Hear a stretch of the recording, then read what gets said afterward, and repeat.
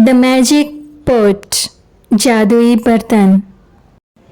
Once upon a time, एक दफ़ा का जिक्र है। There was a poor farmer, एक गरीब किसान था। Who lived in a small village, वो एक छोटे से गांव में रहता था। He was always worried about how to feed his family.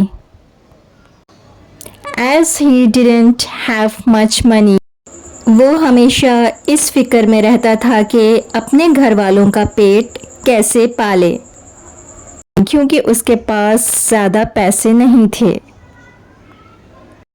How to feed, इसका मतलब होता है कैसे खिलाए। फीड का मतलब होता है खिलाना, मतलब खाना खिलाना।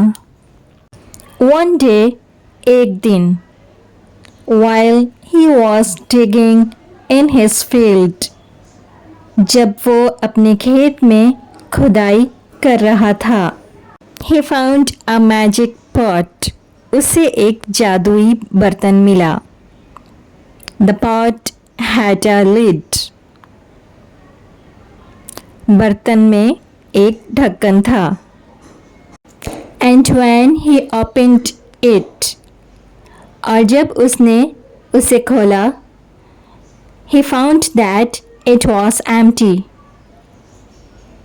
तो उसे मालूम हुआ कि वो खाली था।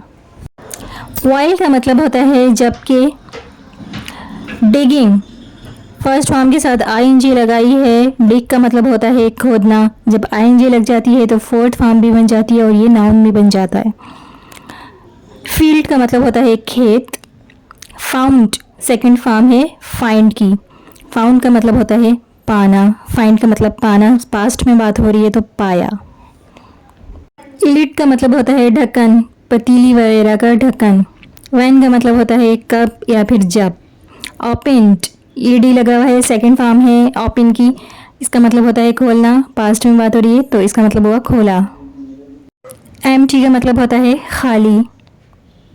However, ताहम, when he said, जब उसने कहा cook pot cook, पकाओ बर्तन पकाओ, the pot magically cooked delicious food, बर्तन ने जादुई तरीके से खाना पकाया।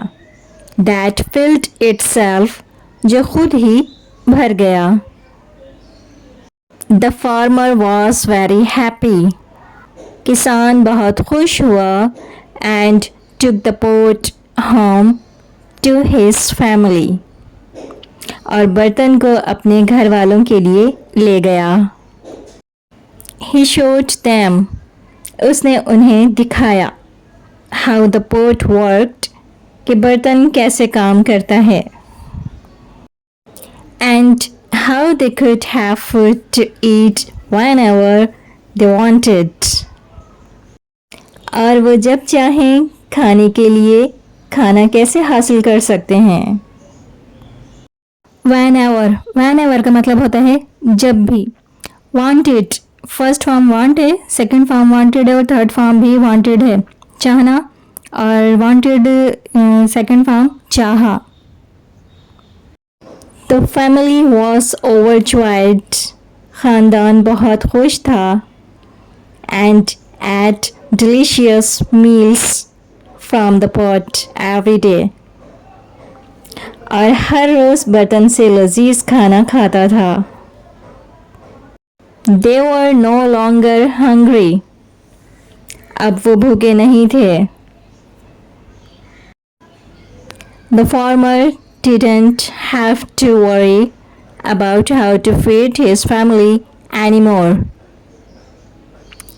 और किसान को इस बात की फ़िक्र नहीं थी कि वो अपने ख़ानदान का पेट कैसे पाले। ओवरजॉयड का मतलब होता है बहुत ज़्यादा खुश होना। डिलीशियस का मतलब होता है मज़ेदार, ज़ायक़ेदार। मील्स का मतलब होता है खाना, जो ईटिंग वाला खाना नहीं, ये मील्स, ये फूड वाला खाना। हंग्री का मतलब होता है भूखा। वरी का मतलब होता है फ़िक्रमंद होना। वन डे एक दिन, the farmers curious neighbour, farmer यानी कि किसान का मुतजस्सिस, नेबर कहते हैं पड़ोसी को, मुतजस्सिस पड़ोसी केम ओवर आया to see the magic pot, जादुई बर्तन को देखने। क्यूरियस की मीनिंग होते हैं जिसको कुछ जानने की ख्वाहिश हो, जो किसी चीज़ का तजस्सुस रखता हो, मुतजस्सिस हो कि मुझे ये चीज़ जाननी है, ये राज जानना है, क्या मामला है। The farmer showed him how it worked, किसान ने इसे दिखाया कि कैसे काम करता है। But when the neighbour tried to use it, लेकिन जब पड़ोसी ने इसे इस्तेमाल करने की कोशिश की, he couldn't remember the magic words, तो वो जादुई अल्फाज को याद नहीं रख सका। The neighbor got angry, पड़ोसी नाराज हो गया। And thought, और सोचा, that the farmer was tricking him, कि किसान इसे धोखा दे रहा है। He went back to his own house, वो अपने घर वापस चला गया। And got his own pot, और अपना बर्तन ले लिया।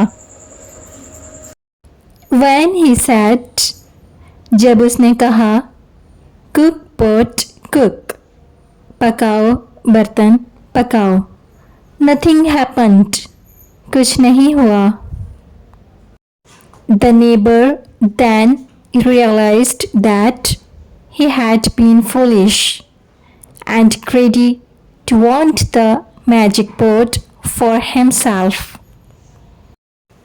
इसके बाद पड़ोसी को एहसास हुआ कि वो अपने लिए जादुई बर्तन चाहने के लिए बेवकूफ़ और लालची था। The farmer and his family continued to use the magic pot. किसान और उसके ख़ानदान ने जादुई बर्तन का इस्तेमाल जारी रखा। And were always grateful for the food it provided, और इसके फराहम करदा खाने के लिए हमेशा शुक्रगुजार रहे। The moral of the story is that greediness and jealousy can cause problems, and that we should be happy with what we have. इस कहानी से हमें ये सबक मिलता है कि लालच और हसद मसाइल का सबब बन सकते हैं, और हमें इससे खुश होना चाहिए जो हमारे पास है। Thanks for watching. Please don't forget to like, subscribe and share. Stay connected with Learn English with Sana Farhan. Salam.